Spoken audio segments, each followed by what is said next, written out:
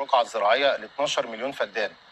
فدي هي حاليا 9 وشوية، فلما تزيد 12 مليون فدان هيبقى في تنوع بقى في حاجات. القمح ده محصول استراتيجي بنستهدف، الدولة بتستهدف فيه على التقارير الرسميه ان احنا نوصل في 2030 اكتفاء ذاتي منه 70%.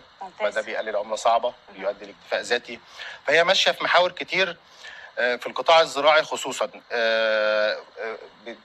منها التشريعات اللي بتزود فرص الاستثمار الزراعي والتصنيع الزراعي، فزياده قيمه مضافه للمنتج.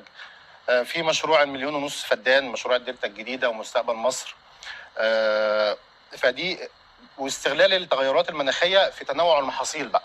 أيوة. لان احنا عندنا في اماكن تجود فيها زراعه حاجات معينه واماكن تانية حاجات تانية، فازاي نقدر نزود الانتاج بتاعنا في الاماكن دي،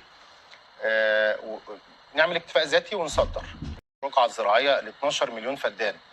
فدي هي حاليا 9 وشويه، فلما تزيد 12 مليون فدان هيبقى في تنوع بقى في حاجات. القمح ده محصول استراتيجي بنستهدف، الدوله بتستهدف فيه على التقارير الرسميه ان احنا نوصل في 2030 اكتفاء ذاتي منه 70%. فده بيقلل عمله صعبه بيؤدي لاكتفاء ذاتي. فهي ماشيه في محاور كتير في القطاع الزراعي خصوصا،